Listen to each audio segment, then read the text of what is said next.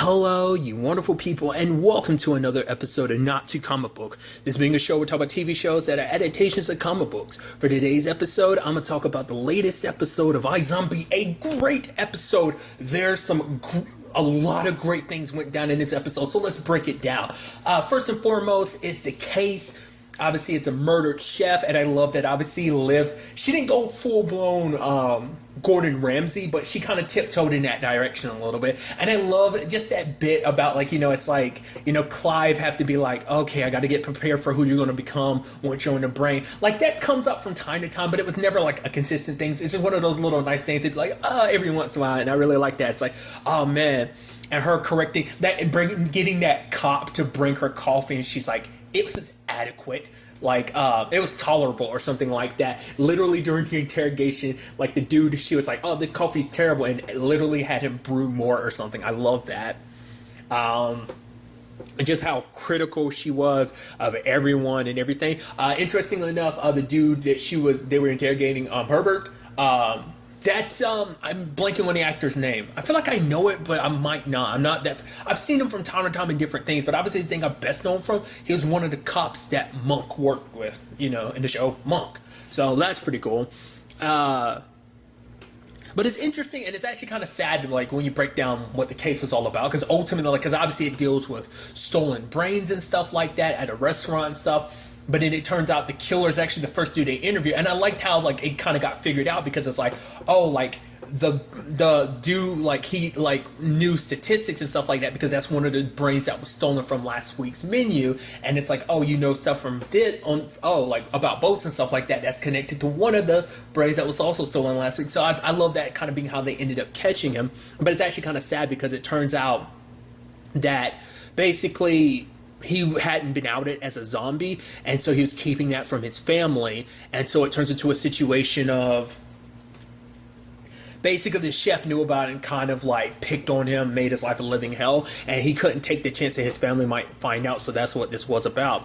And that relates so heavily to Liv's side of this episode. Well, in certain regards, that story element I did not see coming. Her running into her mom, when she ran into her mom, I lost my shit, dude. Because I brought that up before. Like, I think it was like during my thoughts and theories of season 3. Because that's a storyline, to put it in perspective for you, that's a storyline we saw the end of in season 2's like first episode, if I remember correctly. Like we have never seen her mom, her family, including her brother, like the entire series. Never even heard them reference. So I was like, oh, that's a storyline that they just kind of dropped. And it's like they bring it back at such. I mean, obviously it's nearing the end of the show and everything. So of course you're going to bring it back. It just kind of shocked me. I was like, oh, I thought we were just never going to circle back to that. But I love that they put a reason into that. It's like, oh no, Liv has tried to contact her family the entire time, which is like, it's even more heartbreaking, because that means that's an aspect that we've never seen her struggle to get in contact with her mom. But she's like, I've tried over and over again to apologize. The fact of the matter is, you just kind of ignored my calls. It's like, because the way Liv kind of made it seem like, it's like, oh, I didn't know you were going to work today. So it's like, she was fine. Like, it's because for her, it's like, I didn't think you were going to be here today, so that's why I didn't think it was that big of a deal. Like, she, so Liv's kind of trying to avoid her in general anyway, just because her mom's never got back to her. But I did like her kind of standing her ground to be like, the fact of the matter is, I've tried to apologize 1,000 different ways. If you can't forgive me for it, that I can't do nothing about it. And then the whole complicated thing of like, you're pissed at me about the whole Evan situation. It's like, now you understand why. Like, obviously zombies not a big thing now, obviously, but it's like back then, which, to give Liv credit, there were not nearly as many zombies like running around and stuff like that. There was only a handful of zombies and stuff like that. So obviously for her, it's like a situation of like, I'm one of a few, so obviously I'm scared to tell you the truth about me. But it's like, for her, it's like, oh, you just walked away. It's like, it's not the easiest thing to tell your family that you're a zombie. And for her, it's like, I didn't want to take that chance I was going to turn my brother into a zombie. You already lost me when I died and became a zombie. I didn't want you to lose, and I didn't want to be responsible for you losing your other child. I'm like, dude, that's such a heart, and I love it because it adds that element of like, we have not seen this story element for years, and to bring it back now, and it's a real gut punch too. And I'm like, I love it, because that means that entire time, like, like her family not being part of the story was for a reason. Like, you know, whether you want to be like, oh, they always planned this out, or whether it's just a situation of they just didn't want, because that was always a thought too, like, oh, maybe they just didn't never want to use this storyline again. And but now, either way, using it now just has such a big impact, and I like that. I just thought that was so neat, and then it brings in some other elements. I'm like, okay, so where are they going with this? It's just, I'll get to that in a second, but it's so sad that, like, once again, it's like Liv was in a position where it's like, if I knew then what I know now, I would do that differently. But, you know, it was a complicated situation back then. I didn't know how to really handle the whole being a zombie situation, or how to tell people. Very few people in her life knew. Hell, she told Peyton. Peyton literally ran away after finding out about her being a zombie. Like, kind of left her and Ravi. You know, Major was during the whole complicated situation of like, oh, he was kind of on the whole killing zombies thing. So, of course, Liv will be hesitant to tell anybody, you know? But now it's like she has a support system around her that grew. And obviously, it's kind of, there's other zombies around, so she's not alone in that. But she was having to deal with that alone. Like, she couldn't really confide in too many people, because the only other zombies she really was that aware of was like Blaine and other people in his crew. And it's like, Blaine's, you know, not a zombie you want to be kicking it with after, you know, especially learning all that she learned about him eventually, about him being a killer and stuff like that. So it was just a powerful moment. It's also interesting too, because it's been years since I saw the beginning of iZombie. To anyone that's curious, like, I've seen every season once, and that was when each season respectively came out. It's kind of basically when I've seen each one. So I have not seen like early iZombie since it originally aired back in the day. Wasn't that like 2015 when it originally aired, if I remember correctly? Yeah.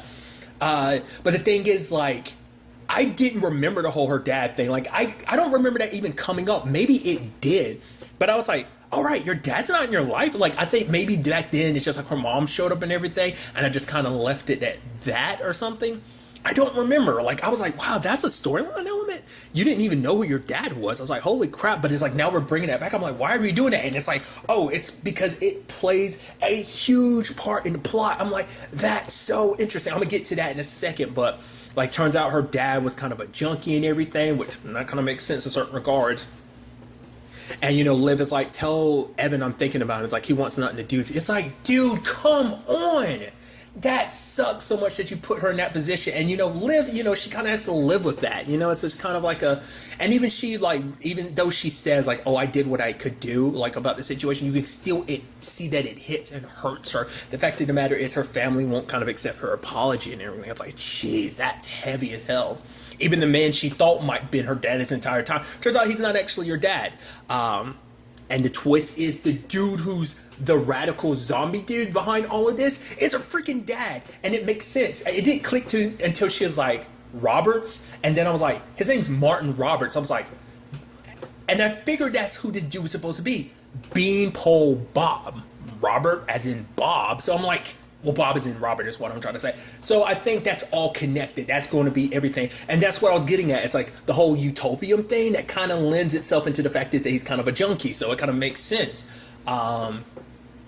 It's kind of crazy to see that he's become the full-blown villain that he potentially is, which that adds such a beautiful nuance to this, because Liv is who she is. She balances the human and the zombie, whereas her, you know, because we see her dad is on the point of like, oh, he actually admires Dolly because it's like, oh, she knows the truth. Like, zombies and human, there ain't no kind of like, oh, kumbaya, let's get together type of thing. It's like, she's on the wrong side of things, but I respect the fact is that she sees things black and white like they are, but Liv sees things in shades of gray. Major sees things in shades of gray. A lot of people do. So just the fact is that her dad is such an extremist, and her being kind of like the middle ground, that gray area, is so fascinating to me.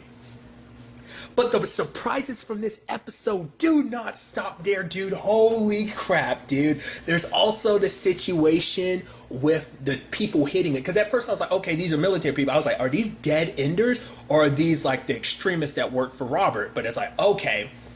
Because I was curious about that, and I was like, that looked like it was like because they were wearing Fillmore Graves' uniform, but I was like, maybe that's just dead enders who got him. And it's like, no, I was like, that has to be them, because especially when it came out later on, it's like, oh, they took Enzo as well as some other people. I'm like, those are definitely people. And then Justin, I'm like, it's a little suspicious. Like, I knew something was up with Justin the moment I was like, oh, he survived. I'm like, they killed everyone with pinpoint accuracy, and they just happened to not kill Justin. He's literally the only one that didn't survive, along with the dude that's considered a traitor. But also when Justin was like, oh man, like, I don't know why everyone wasn't in a position. It's like, you do. We literally heard them say, like, oh, we were cleaning guns because you said so. And I'm like, Justin's the traitor?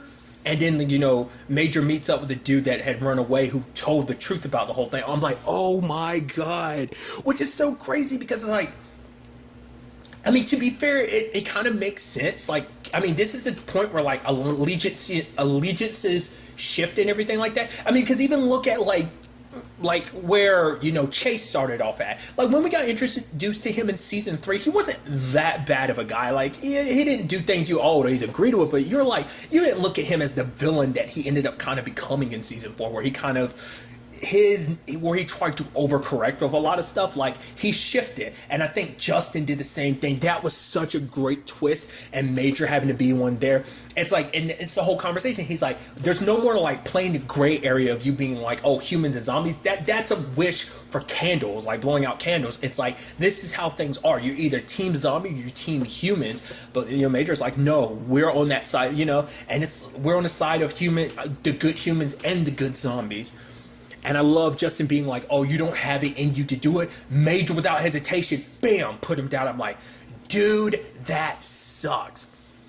It's kind of interesting because I made a video a little while back where I talked about the fact of the matter is, it's like, oh, like, things haven't worked out for Liv because a lot of her exes are dead, with the exception of Major and Justin. I don't remember if I included Justin when I made that video. I might have forgotten. It was a while ago, so I don't remember if I said it or not. But Justin and Major are one of her few, like, past boyfriends still alive. You know, when you really want to break it down, it gets even weirder. Because let's not forget, one of the people she got hooked up with in season 3 was Chase.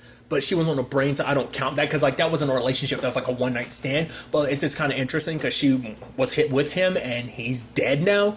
And it's like, oh, she was with Justin and he's dead now. It's like, Major's literally the only person that's had a connection. Well, like I said, relationship wise, Major's definitely the only person left. But like, if you want to be an asshole about it, like I said, you could just like add in the whole like, oh yeah, like anyone she's been with ends up being dead, kind of like a Black Widow type of situation. That's me overthinking it, but it's just interesting when you think about that. Like, it just clicked in my head. I was like, oh, when I was like piecing it out together, but legitimately everyone she's ever been in a relationship with, yeah. And that's not her fault. I'm just like, I'm going back to the point I made before of like, just think she's so unlucky when it comes to that situation. It sucks and it's heartbreaking, you know? But it's like, especially for like Major in this situation, it's like, I had to put down like a good friend and ally. It's like, huh. It makes you wonder, did they have these plans for Justin even back then last season? Because like, he wasn't there most of season 4, and then he pops up near the end. And we see him come back again, and now it's like, oh, he was back around being an ally to Major, but like, you know, for him, he was all about full zombie, like, you know, he's like, that's the future of this. So, holy crap. I wonder, did he tell Liv ahead of time? Is that why she was kind of a little saddened, or was it just the whole situation with her mom and everything, you know, dealing with that family drama and also learning about her dad and everything like that? Was on her mind? I don't know if Major had told her by that point in time about Justin. Dude. But that also shifted a lot of people's thoughts, because even Robert and Enzo, because Enzo was like, honestly, I'm actually surprised he did that. It's like, oh, Major might not be as weak as you think he is, and he's not. But holy crap, dude, I'm losing my damn mind about all that. This is a crazy episode. There's so much else to also talk about too. Charlie and her sister Lila. I like that whole situation of like, oh, you know, you could have just called me. She's like, if it comes between like talking to a dude on the phone or coming to a morgue, I'm gonna choose to come to the morgue. Oh, well, so you could come to the morgue and make out with your boyfriend. It's like, no, this isn't my boyfriend. I just met him last night. I just didn't want to come here because I didn't know what kind of creepy situation this is. I'm like, you are an interesting person, Lila. I really like that. And then there's the whole situation of, you know, Charlie and Lila. And it's actually kind of sad when you hear about their mom situation. I think for, you know, Ravi saw the situation of like, yeah, you don't want like, you know, because, you know, Charlie's like, you know, mom's got, Alzheimer's, and it's like, while mom's, kind of lucid enough, I want her to, to kind of be able to talk to her one last time or something, not miss a chance that she has, and I thought that was kind of nice to obviously Ravi kind of manipulate her. It's like, yeah, he started stalking me, Lila says, and he's like showing up my place and my work and everything.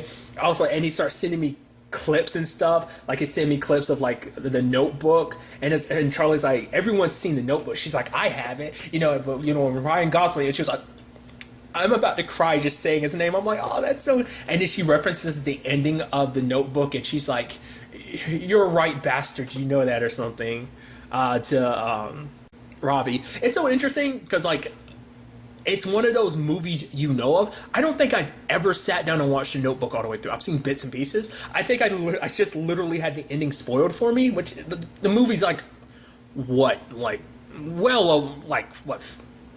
Came out like early 2000s. It's a super old movie, so it's not that big of a deal, but it's so interesting to me. I think I've heard the ending of the Notebook before, but I think this is like the first time. I feel like I've heard it referenced before, so I might have just forgotten. So I don't know. Nevertheless, it's one of those romantic, drama, sad movies. I'm just piecing together, but I love the reaction and everything. But I also love that Lila is planning to leave Seattle to go talk to Charlie, which involves the whole underground, renegade and everything. But then obviously this is also part of Robert's plan because he wants to understand like how the whole coyote situation works. Once again, for what exactly, I don't know. I guess that way you can kind of like, I guess the whole point is that way you can use zombies. His zombies can like, his army can just sneak in using those paths and kind of like pop up and go wherever they need to. So there's that.